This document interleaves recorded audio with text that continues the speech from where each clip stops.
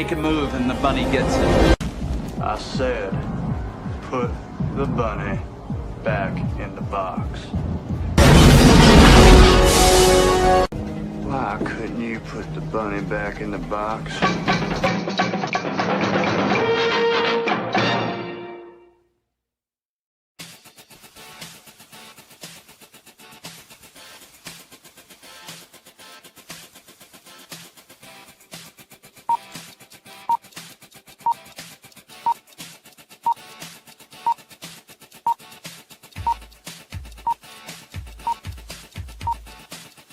It's showtime.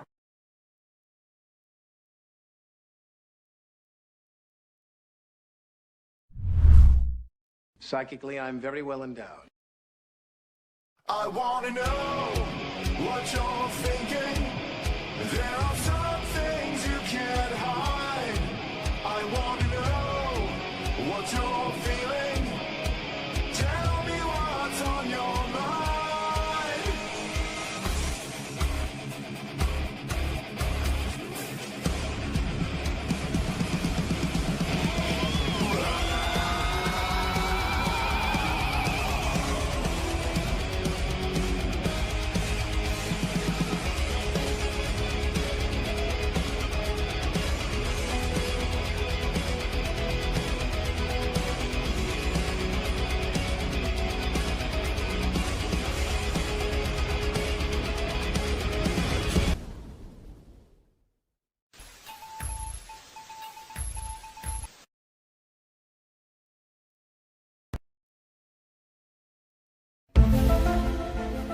Yes! We got it! Gen X Files is ours! Let's go! Whoop. Hold on. Bingo. All right. Here we go. I guess a little bigger. All right. Hey, everybody. Welcome to Thursday night. I don't often do a Thursday night show unless I get something really inspiring. And I watched a video clip last night that I thought kind of summed up a little bit about the whole Reactor channel phenomenon. Now, it's got its ups and its downs, and you know, some reactors have kind of given it a bad name in a way. But this is this phenomenon, reactor channels. It's only been like widespread for, I would say, the last 6 or 7 years, maybe.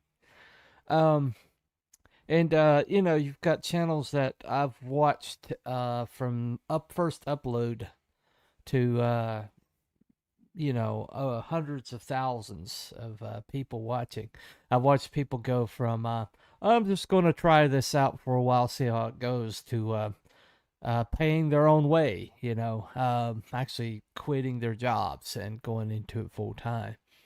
And you know, there's some reactor channels that are, you know, better than others. There's some of them that are so annoying that the person thinks that they're, you know, that their reactions are the entertainment, you know, and more than the actual making an assessment of what they're watching.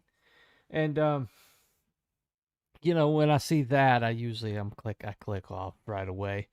But then you got some of them that you got somebody and you know, there's some of them that I watch and I'm like, okay, there's no way you don't know this content that you're watching, and this is fake reactions, and you can pretty much tell when you see that. You know, people that try stuff like that aren't really good actors, you know. So, but then you see some that were people who have absolutely like you know, we think it's kind of universal, some of the bands that we like or some of the bands that we follow. And you'll find people out there because of the like universality or the pushing of hip hop. There's generations out there that don't even know who Leonard Skinner is. As a matter of fact, some people who watch this might not know who that is. And I'm not a big Skinner fan. I like maybe one or two of their I'm more Molly Hatchet than I am a Skinner guy. Um, Look up I've Got Dreams sometime. But the thing about it is though, is watching people discover the things that we know or that we've been very familiar with, and like discover things that we kind of take for granted, and you kind of get an enjoyment of the thing that they're discovering, even though you've probably heard it thousands of times. Watching somebody hear it for the first time, and you're sitting there and this part is coming up. This part that's always, raise the hairs on your back, it's coming up, and this person doesn't know what they're about to hit, and then they hit it, and then their eyes go, whoa, and you're like, exactly. Because it's just so much, it's so fun to get a confirmation that what you think is awesome is indeed awesome, and I think it's something that is kind of like universal about, back in the day when we didn't have like streaming or anything like that. I'm Gen X, so I predate widespread internet use. But back in the day, if you got a tape or got a single or got an album, or you watched something on MTV, you and your bros would trade with each other. Oh man, you got to listen to this, you got to listen to this, or have them over to your house and you would listen to stuff together.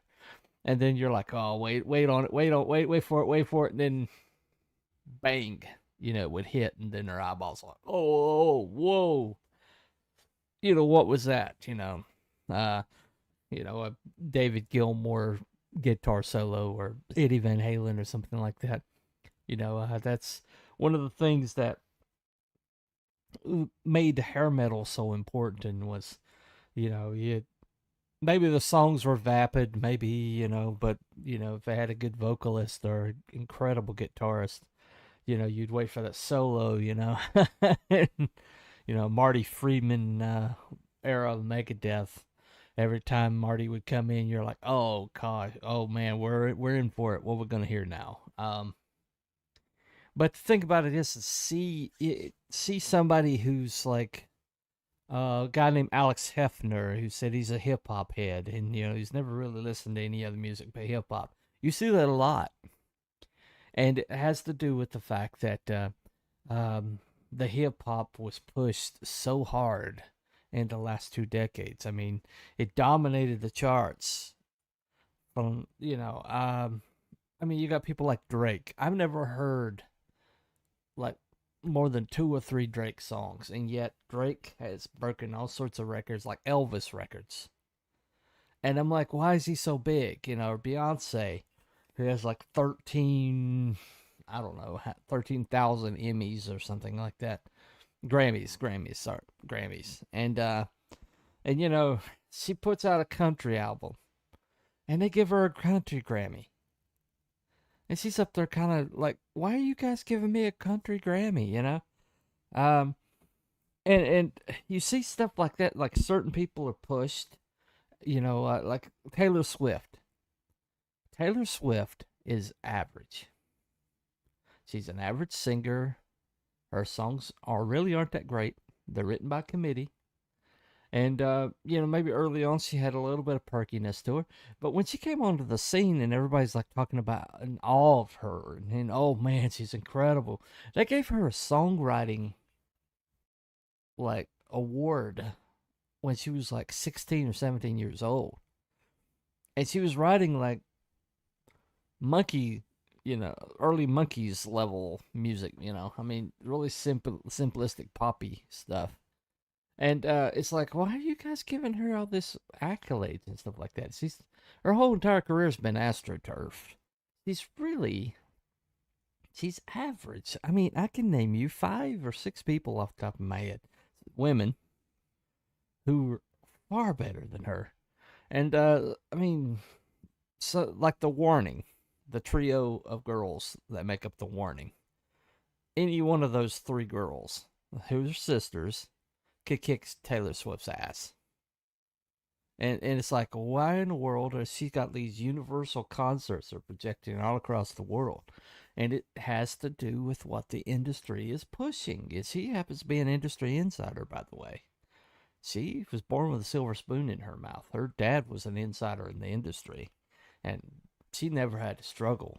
She never once had to, work her way up from the bottom rung. She woke up and, came into the life on the top rung, and she's never. That's the reason why she has such a complete, total disregard for the rest of us. She's a princess. People that went to school with her would tell you that. I've seen testimonials of people that went to school with her, and it's like nobody that went to school with her is a fan. Okay, let's just say that. The people who know you, aren't fans, then it doesn't matter what the image is. Dolly Parton came up the hard way from the same area, and everybody who knows her is still a fan of her. Everybody in personal contact with her is still a fan of her.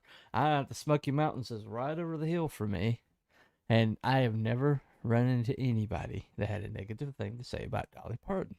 And oh, by the way, incredible music writer, incredible writer of songs. She did One Afternoon, produced Jolene and I Will Always Love You. One afternoon.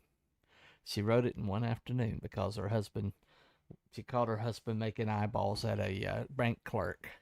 And she went into the spiral of despair that she was going to lose her husband. And she wrote 2 songs that, they are what they are.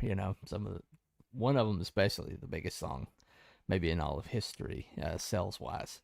But, so when you see true talent, and things like that, meritocracy is only in the eye of people who have never heard it before. Okay? And everything's been so astroturfed that people think, they get told this is the pinnacle. Beyonce's the pinnacle. Nobody's better than Beyonce. So what do? These awards come around, they vote for Beyonce because they're told she's the pinnacle. She's the best. It's just as good as it gets. They've never heard Shaka Khan. I don't know there's people out there who can totally, run the floor of Beyonce because they're told she's the best. They're told over and over again by the music media, by the press and everything. But then you watch the same people who think Beyonce's the best thing that's ever happened to sliced bread because they're told from the time they're toddlers all the way up that Beyonce is the pinnacle. That's the best. That's as good as you can get, right? And then these Reactor channels, the people in these Reactor channels, they will hear somebody like Floor Jansen from Nightwish hit a D above D flawlessly with a mixed head voice and sustain it for almost 4 bars. And they're like, whoa. Because they don't know what they don't know, right? And the more you're exposed to, the bigger of a perspective you have on what's good and what's not. Okay, I mean, I've had my mind changed so many times, or I showed something to somebody, especially when I first met Drunk Craig, R.I.P. And I showed him Catherine McVie doing a version of Somewhere Over the Rainbow. It's like an incredible version. She did it on, I think it was American Idol. And I was like, isn't that incredible? And he's like, that's Ava Cassidy. And I was like, Ava Cassidy? He's like, yeah, that's Ava Cassidy's version of Somewhere Over the Rainbow. She can't hold a candle to Ava Cassidy. I never heard of Ava Cassidy. He's like, let me share. And so I wish I had a camera on me when I first heard Ava Cassidy do her version of Somewhere Over the Rainbow, because I'm sure I was just totally gobsmacked. And it changed, raised the bar. It raised the bar for the rest of my life as what a female voice is capable of. And the kind of emotion that Eva Ava could just put into. I'm sorry, it's Eva. It's Eva. I'm sorry, it's Eva. That she could just shove into a song. And it was a song maybe you've heard 1,000 times before, but when Eva sang it, it became something entirely unique. And I haven't seen enough Reactor channels or watch her videos yet. I'm hoping that she'll get her day. People need to react to her. They really do. But, you see Nightwish Ghost Love score from Wacken. I think it was 2004, maybe. But Flor Janssen, just absolutely, this beautiful, tall, statuesque woman with an operatic voice, who can also add the rasp of a rock singer, and then just absolutely blow the top off. And I've seen video after video. I never get old watching reaction videos to her, because I see these people, their horizons broaden overnight about what is capable, what is possible, right? And that's important, because as the mainstream has suppressed meritocracy in favor of their pets, in favor of the people they have under contract, in favor trying to get a bigger piece of the ever narrowing pie, and save it completely entirely for their clients and for the artists that they're pushing at the moment. And because of that, meritocracy has not been in the formula as to who makes it and who doesn't for a while, for a long time. I mean, it could have been just from the beginning. And that's the reason why so many of these acts will be a flash in the pan and then they'll go away. Because they had like one moment in time where they had this perfect song that they couldn't replicate. You see that over and over again with the one-hit wonders. Most of the time, it's a song that's completely out of characteristic for them.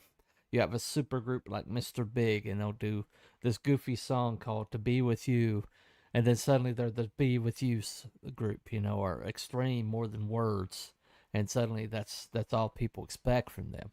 And yet, both bands are super groups when it comes to instrumentation and ability.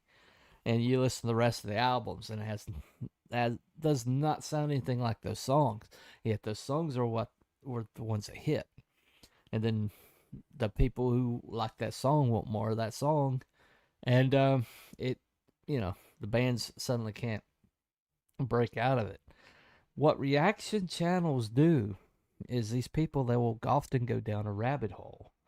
If they find a band or an artist or somebody like that, if they see one song by them and somebody recommends another song, they'll go down the rabbit hole. And so groups they're not being, the single being pushed to radio is not how the reactor channels are working. So you'll get a group, and their whole entire catalog is starting to be pushed, or starting to be explored, and starting to be discovered. And because of that, groups that once upon a time there would be like one single that played over and over and over again by the A&R reps on the radio, and pushing it into the radio so often that people become ubiquitous, and suddenly there's a backlash and people don't want to hear that song anymore, like Iris from Goo Goo Dolls. Iris is still an incredible song, but they overplayed the crap out of that song. But you know what? I never turn the station when I hear it. If you don't know which song that is, look it up. You'll recognize it immediately because it got played a lot. Okay.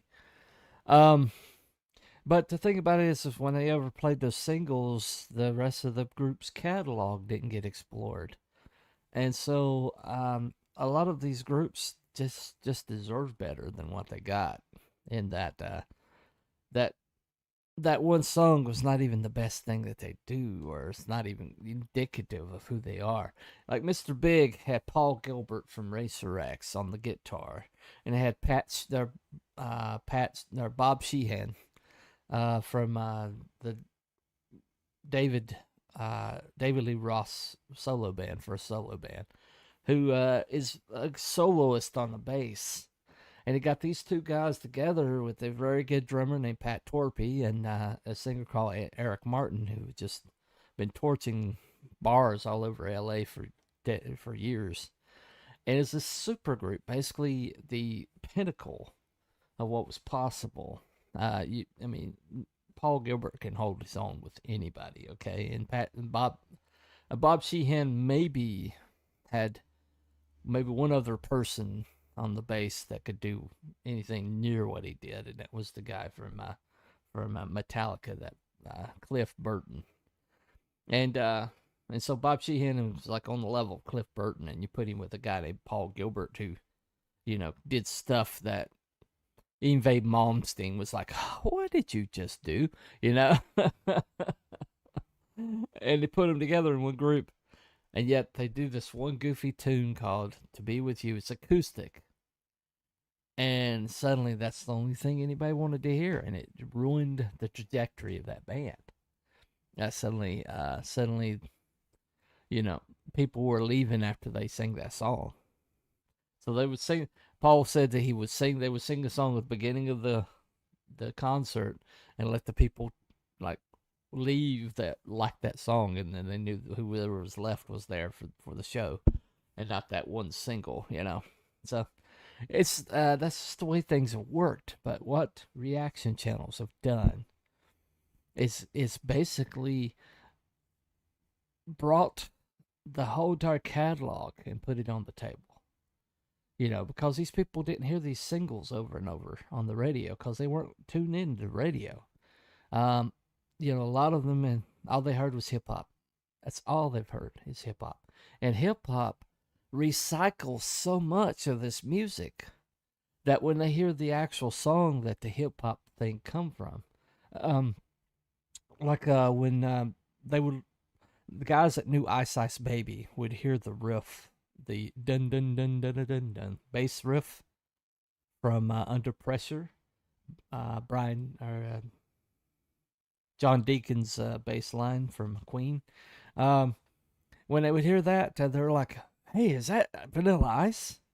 And then you're sitting here like, "Ah, man, no, somebody way better than Vanilla Ice."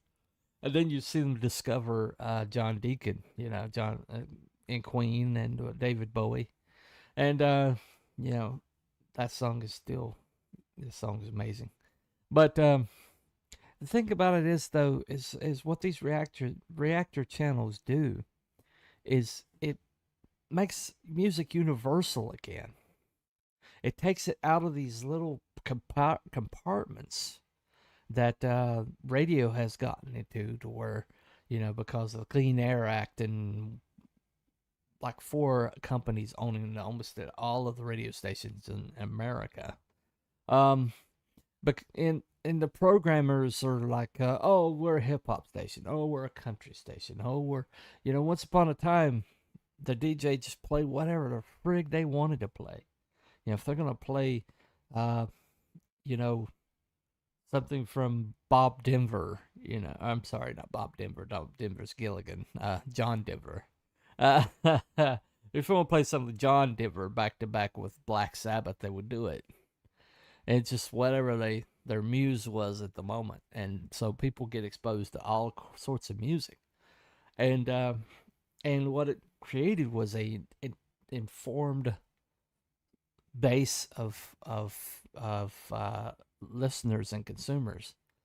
And so what's these reactor channels are doing is it's reviving that informed listener, that informed consumer. And so you got 12-year-old kids whose favorite band is the Beatles, or 8-year-olds who want mommy to put on Led Zeppelin or something like that. I mean, this phenomenon is happening, and the younger generation are rejecting this canned, algorithmically perfect music, and they're looking for something authentic. Oliver Anthony, music. Chris Lunsford. You know, when he came up with Rich Man North of Richmond, just him and a guitar in the backwoods with a decent mic, and singing his heart out about how Congress is screwing us all over. And everybody's like, oh yeah. And the reason he broke so big was because of reactor channels.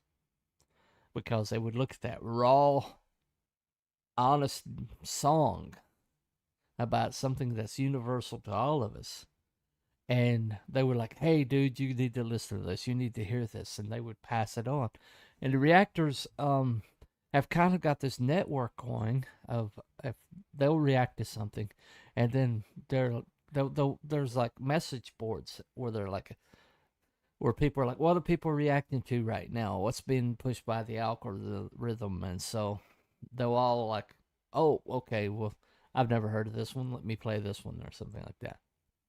And so a song will suddenly have its day, you know, right? Like Ren, the hip hop artist. He's just an artist. He's not just hip hop. But this kid from Wales went viral about, I don't know, about 3 years ago now with a song called Hi Ren. And it went viral because of the reactor channels, and everybody was checking out the reactor channels. And this kid who was struggled with Lyme disease, and he'd just gotten back into the industry, wrote a song about he was misdiagnosed, and they gave him antipsychotics that made him psychotic, and he had a voice in his head that basically told him to jump out of a car one time, you know, and so he did a song where he was having an argument with that voice called Hi Ren. And at the end of it, he did a spoken word poem that's so powerful. And reactors after reactors after reactors watched that, and it just became a thing. Black Pegasus, the channel Black Pegasus, was basically built on him introducing Hi Ren to his friends. And then his friends were such good reactors that they basically started up reactor channels, and it's a massive move in the industry. Now, let me play something for you right now. This is something I listened to last night, which inspired the show. And this is a black man who's a hip hop fan who never heard of heavy metal or metal music, and he finally got introduced to metal, and he discovered it was suited him. He discovered that it was the kind of music that synced with his soul. A black man, okay? I mean, we have these stereotypes. The reason why we have stereotypes is because we're told if you're this skin color, then this is the kind of music you're gonna like or pay attention to. I know hillbillies that love hip hop. Okay, you know this stuff has been pushed on us so much. But this gentleman, he goes by Lucky, and this he had this reaction. But he was talking about how metal music changed his life. But there's a caveat here. Let me share this with you right quick.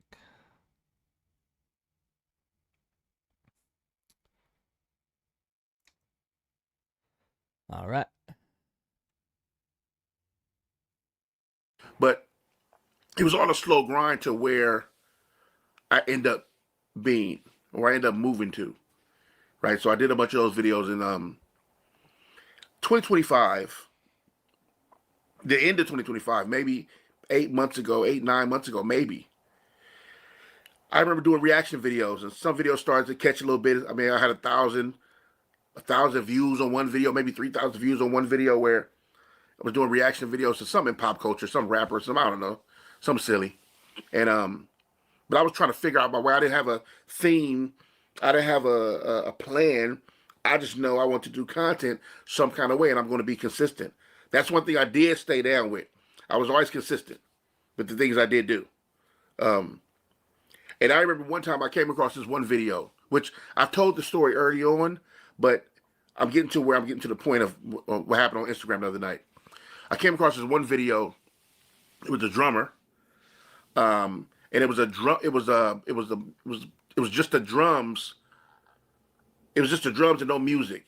Now, obviously, he was at a concert, but it was just the drum track they played, which I thought was cool. I thought that how do you mute the music and keep the anyway? I thought that was dope, and he was killing it, and he had a mask on, but he was a bigger guy and aggressive, right?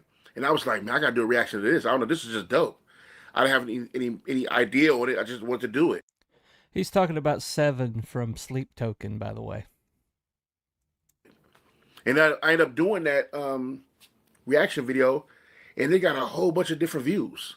Like people came out of nowhere, like, yo, he's dope. He's one of the greatest. He's this, he's that, and that. And I'm like, wow, I had no clue. I just thought something was dope, so I posted it. And then all these people start flooding the views in my page, and it was metalheads, right? Which I thought was cool because they approached me like I had already been doing reaction videos. But because in that video they were telling me, yo, you need to do this group, or you need to do he's from Slipknot, you need to do Slipknot, or you need to do this group. And I'm like, I've never dealt with metal ever in life. Okay, I'm sorry. It was Jordy Jorgensen from Slipknot. My fault. I missed that earlier. I thought he's talking about Seven from Slipknot, who's also a beast. But Jordy Jorgensen was incredible. If you haven't watched some of his early stuff, amazing guy. Not just because I had an idea about it or a preconceived notion, or I probably did, but I just didn't think about it. And I was thinking to myself, like, man, why didn't I ever get into metal? What stopped me from doing heavy metal? Like, what stopped me from listening to rock? What was it about, like, programming or your community or the way people lock into their genres and kind of stay in that one genre and never really venture out? What is it about that keeps people away from something global? Rock and metal is global. So how didn't you experience it in any kind of way? Now, mind you, had songs that were bigger than life that you came across that was probably on movies and TV and commercials for sure. But how haven't you never dived in? Why didn't you never ever dive in for yourself and hear some of these records, these artists, and these songs? And I just didn't. I was so boxed into hip hop. Why take a look outside of hip hop when you have hip hop? That was the mind frame, you know? And I guess the timing was perfect because where I am in my life now, I'm always looking for more. You know, I'm always looking to expand my mind frame on things and open my mind frame up and experience life differently. You know, I'm a black man from Los Angeles, California, who rededicated his life to Christ in 2023 and then took the shackles off myself, even being a Christian, because I didn't want to be one of those holier than thou, burn people at the stake Christians. I just thought that was ridiculous, and that's not what Jesus taught. So once I removed all of that programming off myself, then I met metal at a time where my mind is open to explore. Let me see what these people are talking about. Let me react to some of these groups these people are telling me to react to. And then I did that, and then life changed for me again. For the better. Now, this is the part why this video is made. I was looking at that metal page I talked about in the beginning, and I was looking at these videos of, legendary performances and concerts and behind the scenes footage of like Ozzy in the early days, or like Iron Maiden rehearsing at some club in London. Like, you know what I mean? Like, it had a lot of legendary footage of great moments in metal. And I'm going through these videos and I'm looking at all these groups and these people, and most of these things, you gotta understand, I learned inside of 8-9 months from now. So all these names that I do recognize now, all these songs that I do recognize now, all the groups and the members and the logos and the some of the performances, some of the songs that I recognize now, I'm just now being introduced to. And it's a funny thing when you're looking at these groups and I'm looking at all these moments in metal, and I start to get a little weak inside. Like when I say weak, I don't mean weak like I mean like I felt a little like emotional. And it started to weigh heavy on me. And I felt like I was going to cry. Now, crying I'm not embarrassed about. I'm a crier. I'm a big dude and everything, but I'm a teddy bear.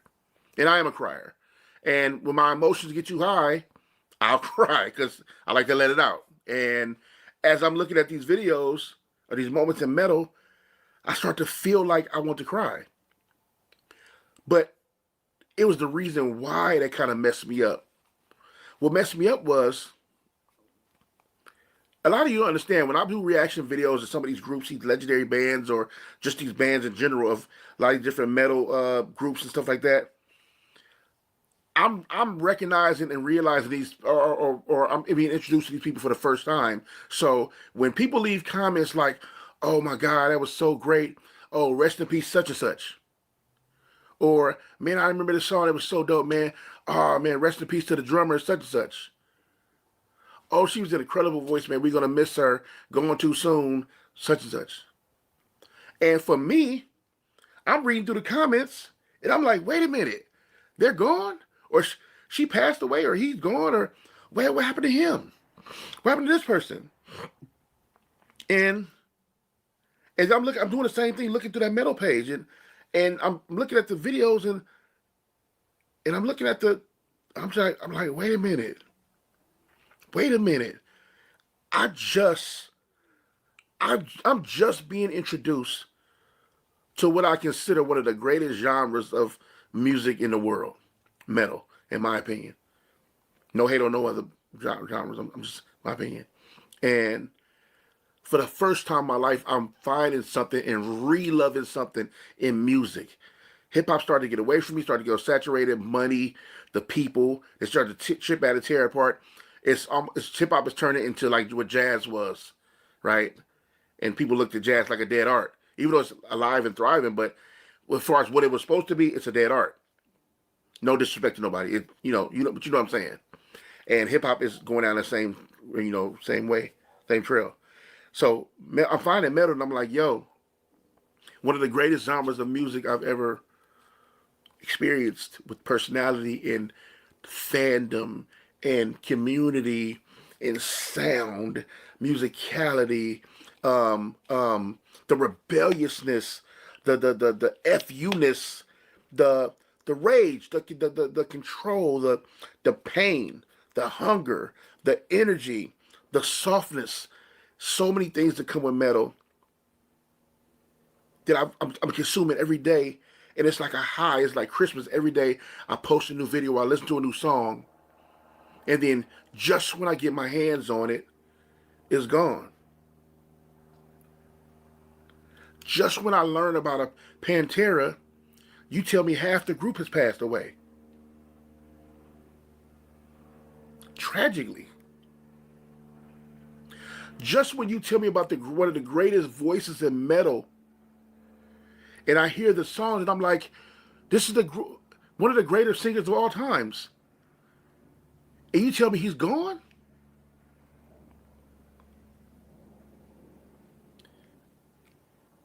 It's like so many people like, yo, you got to do Black Sabbath.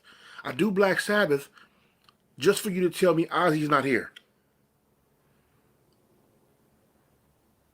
So it's a very unique kind of position because you all know this. You've dealt with it. You grieved over it. Fans and friends alike. You grieved it. You know this. You got used to it. And it's the thing for you. It's a memory for you, and a sad memory in a lot of cases. But for me, it's like somebody keeps slipping a rug from under me. It's like I just reacted to Dio. And I'll never be able to see Ronnie in concert. My first Black Sabbath reaction was what 6 months ago. I'll never see Ozzy live. All I have is an MTV show because I got him too late, and then and he was gone after that, and I started hearing the songs after he was already gone.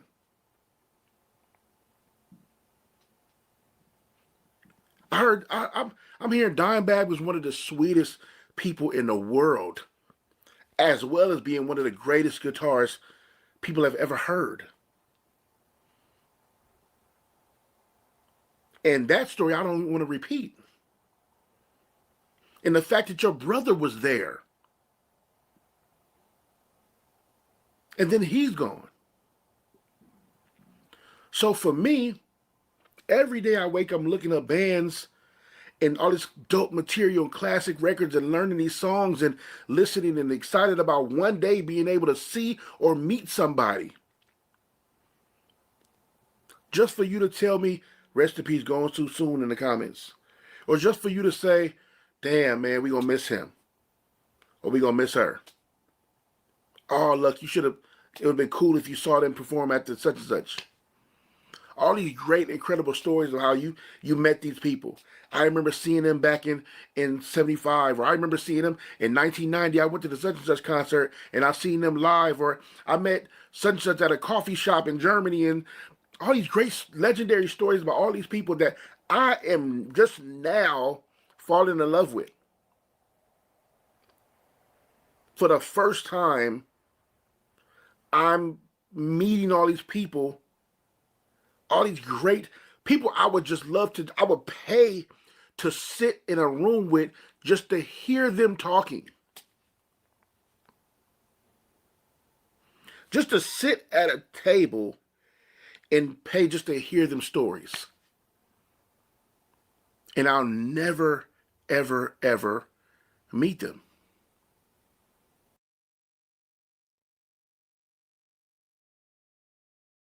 I mean, think of that. Think about hearing Pantera, classic Pantera, Walk, Cemetery Gates, name your favorite one. And see that effervescent spirit that Dimebag had, and the unique ass backwards way that he had of playing the guitar that was like nobody else, And then finding out what happened when that jackass walked on stage and ended his life just because Phil Anselmo was running his mouth and this guy took him seriously. That's what happened. Phil Anselmo ran his mouth because he's a jackass, and he got Dimebag killed. And several of his friends. That guy, he shot several people that night. And not all of them made it. But the thing about it is imagine that you're reacting to Pantera for the first time and hearing this incredible music and seeing the presence that man had. It's Dimebag, just the way he was on stage was like nobody you've ever seen. And then finding out, oh yeah, he was gunned down. I mean, and then getting that story, gunned down in front of his brother right there on stage. Because some guy got butt hurt that Pantera broke up, and Phil Anselmo blamed it on Dimebag Darrell. And so he blew away Dime, even though Phil was the reason why they broke up. And everybody knows it. Oh, well, luckily, Phil's on stage, making money. But anyway, that's neither here nor there. I'm a little bitter, I guess. Dude's never gotten the hate that he deserves for that. He didn't even go to the dang funeral. I mean, Darrell deserved better. Did anyway. So the thing about it is I mean, imagine that you hear Ozzy and then know that he died a year ago, or hear Ronnie James Dio for the first time, and the elf with the lungs of steel, little tiny man with a gigantic voice, and find out that pancreatic cancer took him out about 8 years ago now, and you'll never meet him, and But the thing about it is, this man, you listen to his assessments or what he's listening to, and he gets metal. He gets it. When you hear him talk about metal, it's like the guy could be bald headed with tattoos up to on his neck, head banging at a concert, and he would be no less metalhead, with hair down to his butt and the appropriate T-shirt with throwing devil horns. This guy would be right beside you in that concert, and he would get it. And he's a black man from the ghetto, who discovered metal and discovered his people. And but now he's finding out that these people are gone. A lot of them are gone. And but the beauty of that, we are told that this culture is not analogous. We're told this culture is fragmented. We're told that depending on this skin color here is what your tastes are going to be, or what you should be paying attention to, or stay over in this little box we've got you in. And what reactor channels do is reactor channels remove the box, and you'll see people from like some of my favorite reactors are from Australia, and some of them are from Texas. Got some from England. English reactors are really awesome. You got some vocal teachers that will react to stuff and tell you, this is the nuts and bolts of what she's doing there, or what he's doing there. This is proper technique. This is improper technique. Charismatic voice. That lady's operetics trained singer, and she was hearing these metal people do these things with their voices that she was told was bad, and yet she's looking at these long careers of somebody doing these growly vocals, and without damaging themselves. And she actually opened up a she actually started bringing in these metal singers and doing MRIs on their throats and oscilloscopes on their throats to try to figure out what part of their vocal folds they're using, because evidently they're using proper technique for what they're doing, but mainstream singing, or the voice teaching industry was warn people off of doing some of these things, and there's proper way. Evidently, there's proper ways of doing it. So she's doing a research project on these metal singers, and she's developed friendships with a lot of these metal singers. And now, what's going on right now is that YouTube is trying to destroy these channels. And he's trying to destroy the channels that are doing music theory. They're doing teaching music history. One of the things he was talking about, that he would pay to sit in a room to hear people talk and give these stories. And what's happening right now on YouTube, like Rick Beato, Professor Rocker, like the two biggest. The charismatic voice, she does some of these. She does some really incredible interviews. But I mean, like Professor Rock got Brian Wilson to talk.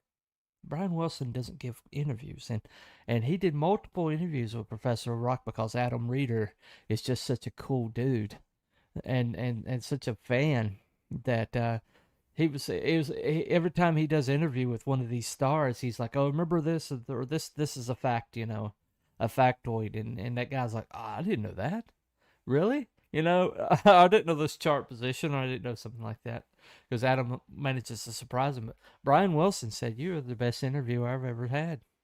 He says, just ask me what you want to know, and I'll tell you. And so we got to hear from Brian Wilson before he died, details that he never gave before, that were lost when he died later that year. And they would be lost to history. And Professor Rock is doing, and Rick Beato is doing these interviews with these legends. I mean, David Gilmour doesn't do interviews, and yet he sat down with Rick Beato. the whole entire police. Rick Beato got the whole entire police to sit down with him, and oh, by the way, Sting, who doesn't do interviews, sat down with Adam Reeder and had a great time with Adam Reeder. Professor Rock, and the YouTube is trying to kill it. He's trying to kill it right now. But they're fighting back. So let me share this with you right quick.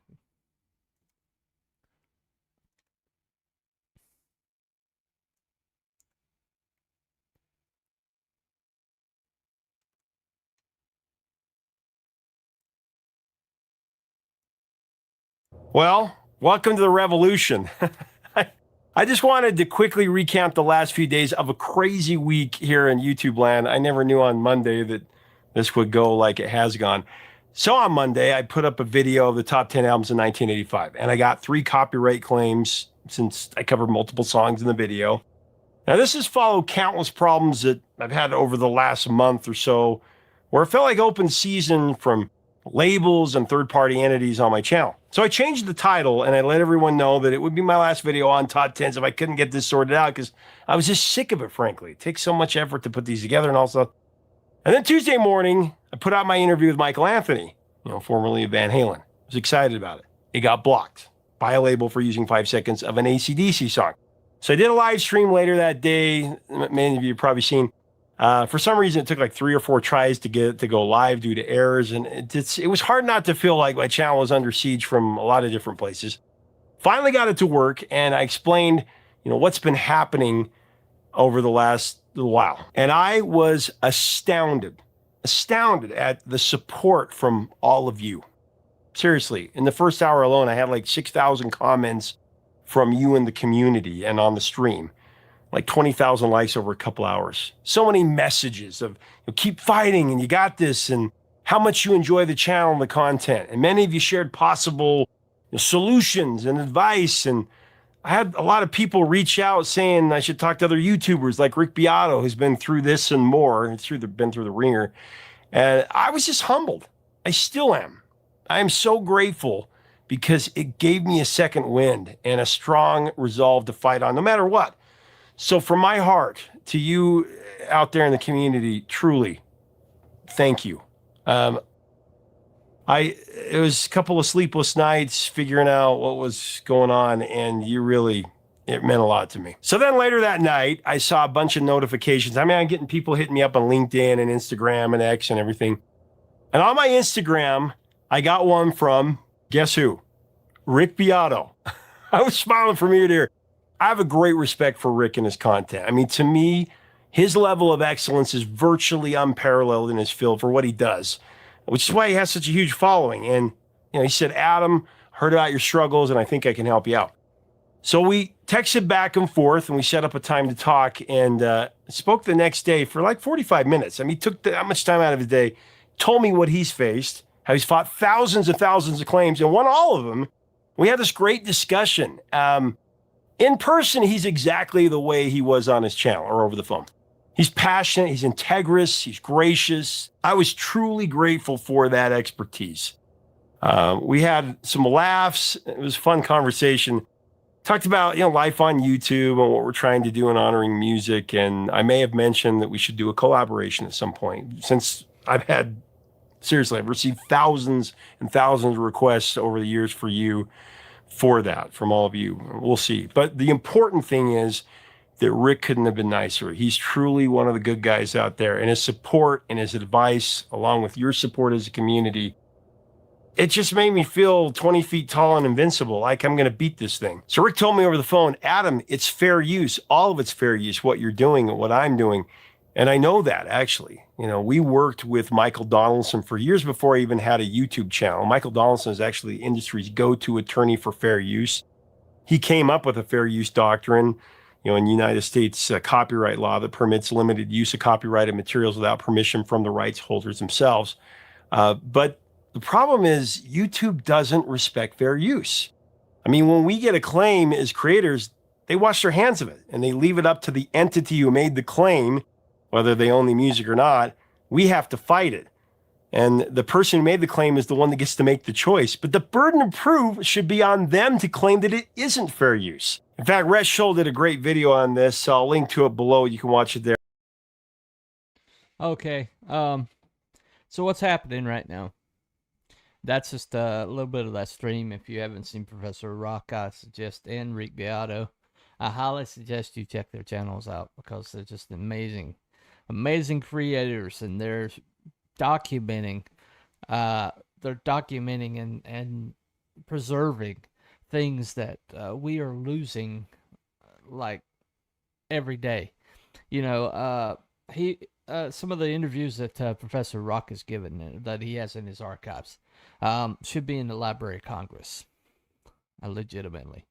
But that whole fair use thing, what's going on right now is, that system he's talking about. That's the system that that YouTube has been using to just destroy these channels because, fair use, you should be able to play a certain amount of time, and as long as you're transformative, you should be able to.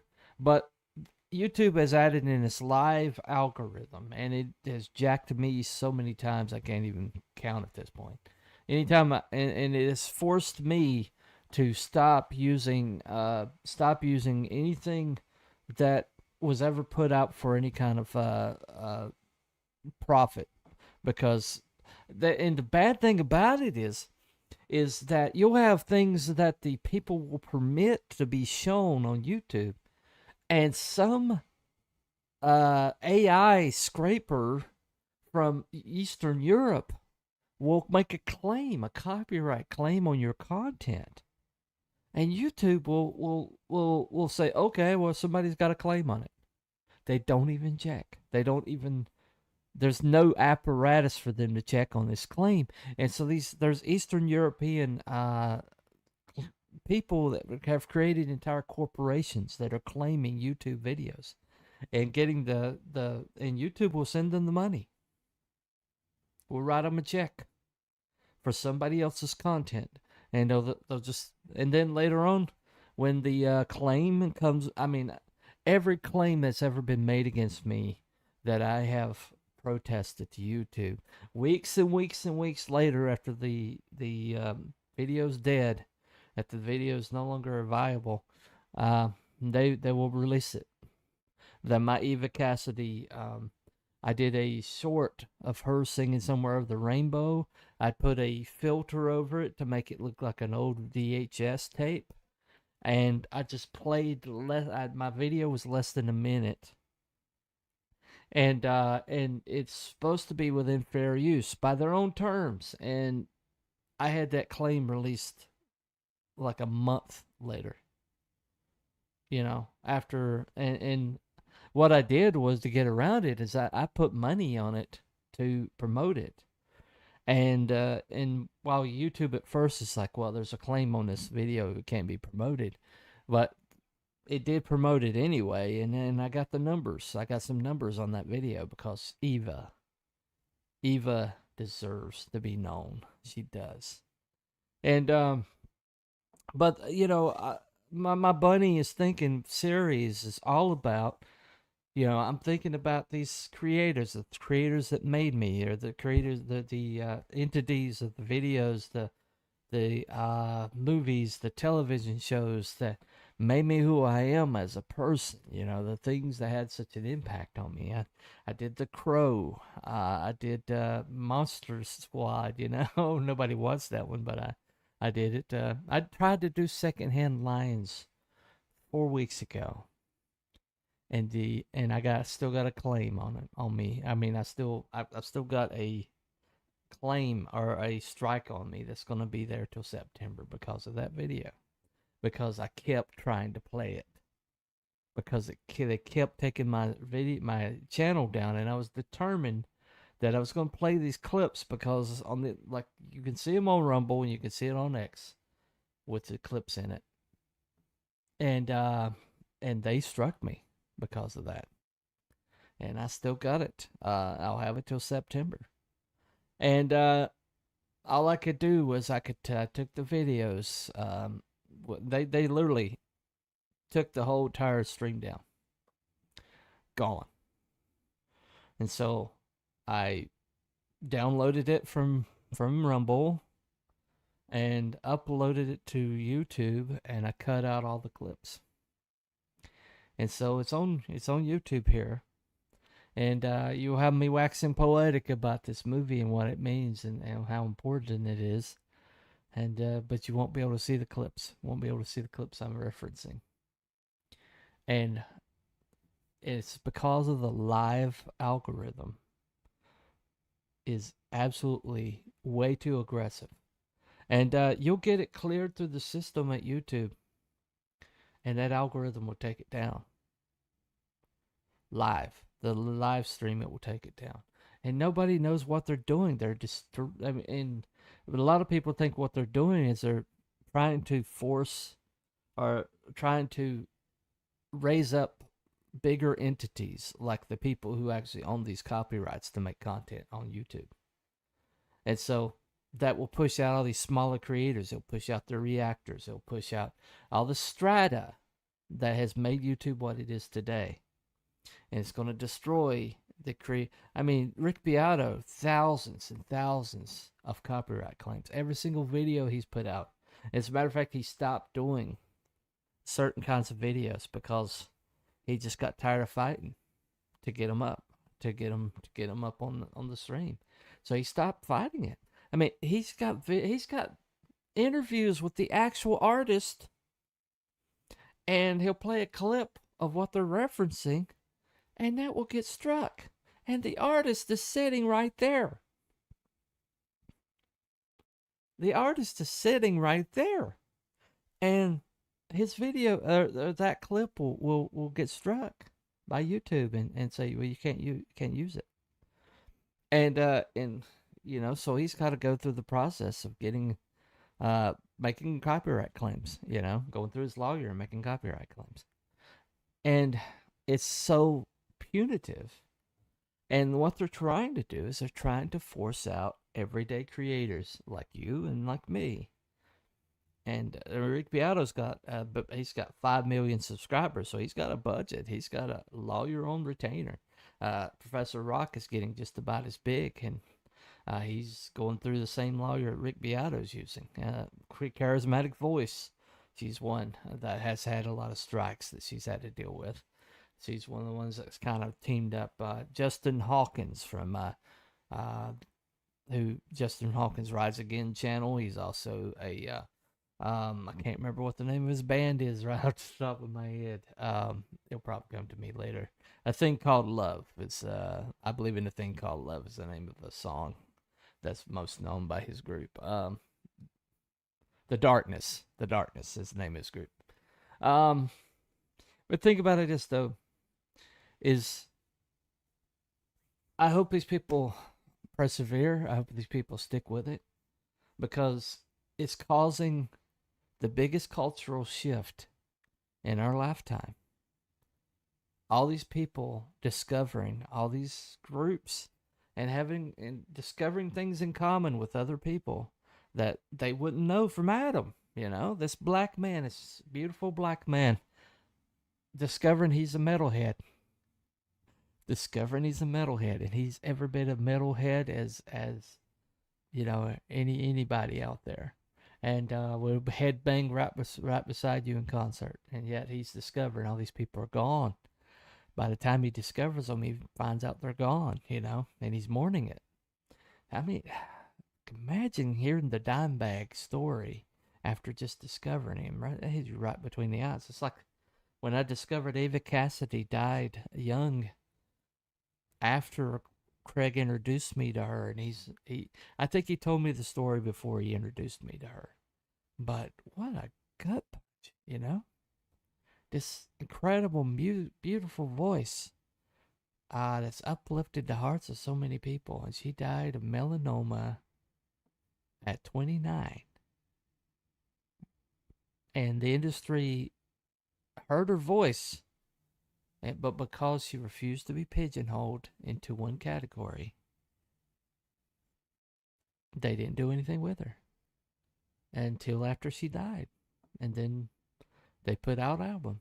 They put out an album, and that album caught a DJ's ear in England, and she broke in England before she broke it here. But that's the way she would have wanted. She was not pretentious at all. But these reactor channels are the lifeblood of the cultural revolution that's going on right now. And to all these people who are doing these reactions, keep reacting, keep discovering, keep putting a spotlight on all these artists, keep sharing with one another, and keep the revolution going.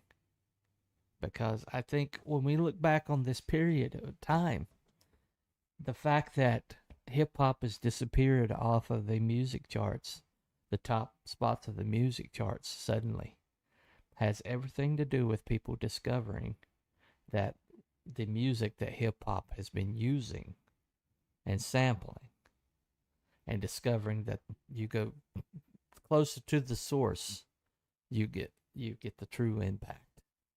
And so all these my black brothers and sisters who are young urban kids who only listened to hip hop all those years, all years of your life, and are starting to explore other opportunities, other places, other musical styles, keep going, because you just scratched the surface, and it's all beautiful. So thank you all for coming. Didn't have very many on the stream. I didn't expect very many on the stream these days, but hopefully somebody will see this. That banner at the bottom that I've been running, that's from Mr. Lucky's show, The First Gentleman. I've looked at some of his other content last night, and he's very, very entertaining. But just to watch his journey, to watch him discover things that I've taken for granted, makes me rediscover things that I forgot were awesome, because I hear it every day. You know, I've heard it so often. But Sweet Home Alabama I can do without, and Freebird. Okay, but I'm in the South. That stuff. It's like everywhere. Sorry, not a Skinner fan. Just not a Skinner fan. Three Steps Mister is a pretty good song. That's about all. That's about the only song that I'll still listen to. Maybe a Simple Man. Anyway, thank you all for coming. We will talk to you next time. Follow the White Rabbit. And bye, everybody.